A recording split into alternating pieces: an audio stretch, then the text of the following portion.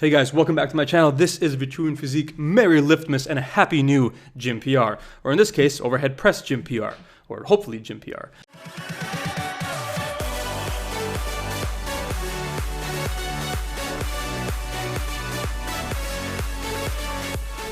So this is an overhead press workout from about 2 weeks ago.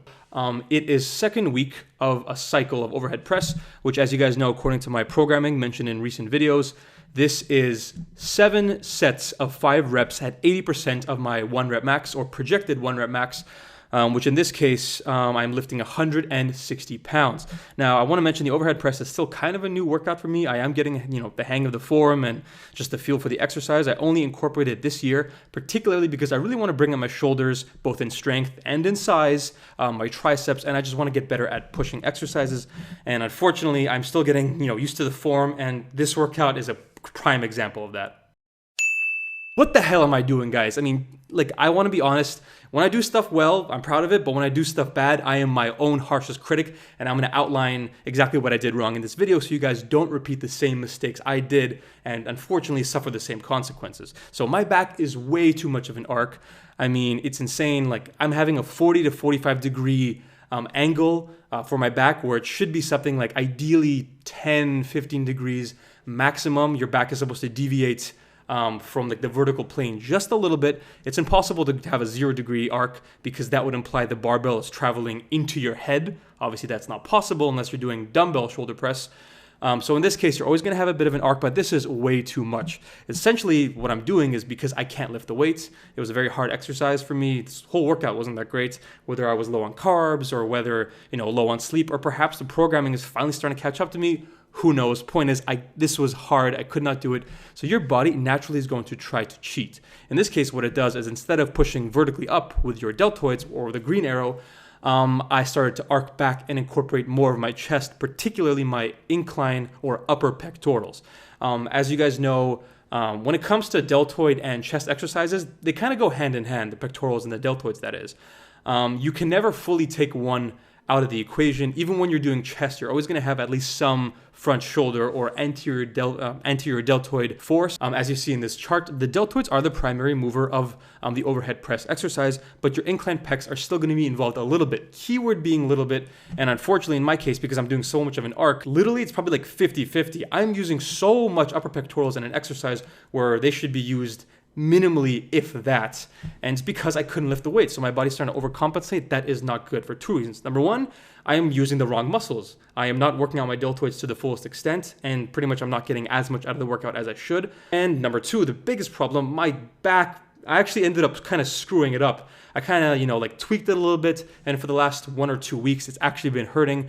I've been doing some stretches, going to yoga, and it seems to be getting better. Unfortunately, I was working out with my ego, and even though I was able to complete the reps, guys, at what cost? So that is the point that I'm trying to illustrate here, guys. After I did this workout, I kind of came back, reanalyzed what I did wrong, and was able to fix it for the next workout.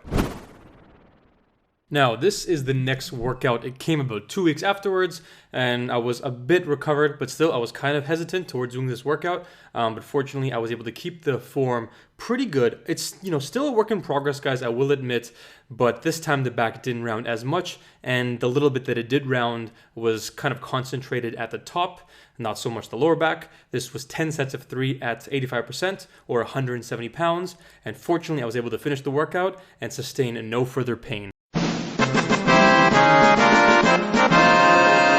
Next up, I decided to do some bodybuilding or hypertrophy-based lifting. Some of you guys have been asking, do I still bodybuild? Do I do, accessory lifts? And the answer is yes. I just do it after my main compound lift. In this case, I am using 70s. Could I go up to 80s, 85s? Yeah, but then the form kind of starts to break down. I have to decrease the reps, and I'm not trying to do that. I'm trying to work in a slightly higher rep range, something like 8 to 10, perhaps even 12 reps, 3 to 4 sets.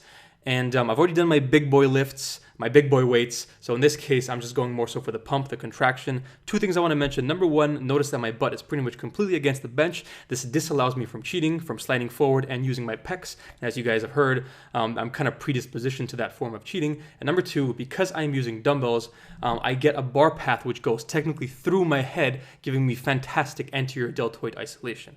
Now I apologize, guys, it is not pretty. I've said it before, training heavy does not mean training pretty, but it really hits the anterior deltoids fantastic. fantastic. After this, I'll probably do 1 to 2 more exercises to hit the lateral and posterior deltoids, and that's about it. Hey guys, so I wanted to explain my morning shake. This is pretty much my breakfast every day because when I wake up, I'm on the run because I wake up so late and I've got like 10 minutes to get to work. I don't have time to sit, make a full breakfast, eat it, enjoy, read the paper, have some eggs, look at the sunrise. No, I can't do that. So I quickly dump everything in, and this is, an idea for you guys. This is gonna serve 3 purposes. Number 1, it's gonna give me a nice source of protein, especially in the morning. Because, lots of times breakfast foods like eggs and bacon, they're not really high sources of protein. More like lunch, dinner, that's when you have your chicken, your steak, your other meat sources. Like eggs, like 1 egg has like 3 grams of protein, bacon has nothing, and that's just, pretty much a complete source of fat. So I find that this is a really great way to get a big chunk of your daily protein. This is pretty much like 1/4 of my protein out. Also get a lot of fruits and vegetables.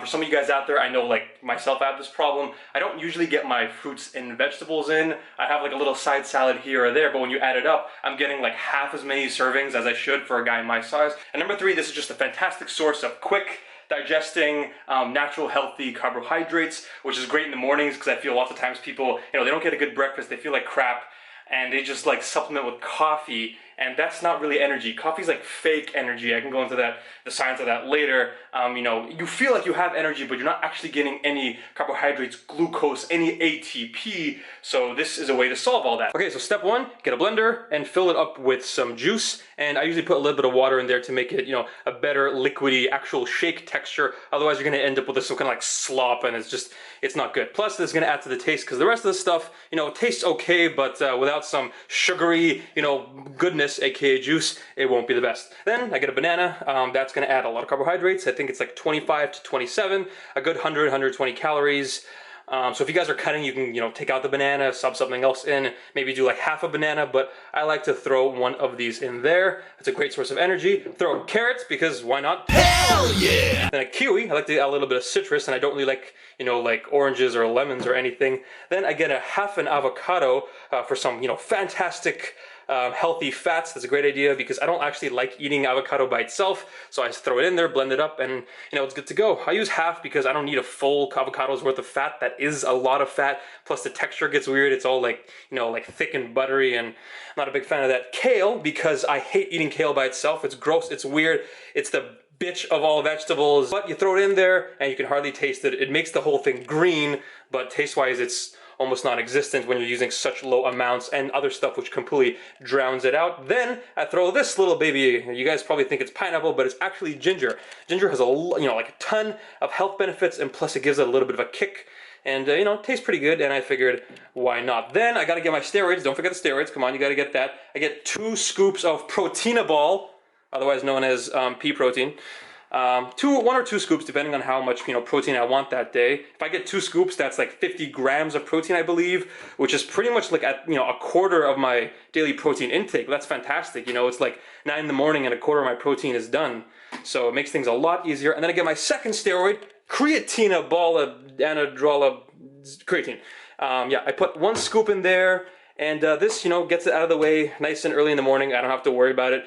And yeah, that's a fantastic way to get some protein, get some fantastic carbohydrates, some fats. So yeah, guys, give it a shot. If you are not a big fan of breakfast and you don't have time and you can't, get your fruits and vegetables in throughout the day, give this a shot. This is a fantastic life hack, for breakfast. Life hacks! Actioning. Okay, good. Okay guys, let me give you a little trick here. So when you start bulking and you're transitioning out of a cut, there's multiple ways to kind of quantify and figure out if you're actually growing or not. You can look at the scale, you can look at your strength, you can just track your calories, but there's only one real way. So when this shit happens, and there's like one of this, it's like it's legit like my nuts are falling out. Bulk life problems. Yes. Babe, where are we going first? Denny's? Denny's. This is why. I'm gonna get to Denny's, and these pants are just gonna go like, as I'm eating, just like. Just kidding, I'm not wearing these pants. I'm wearing my athlete. Should I stop actioning now? You can go. Like, sufficient action, thank you.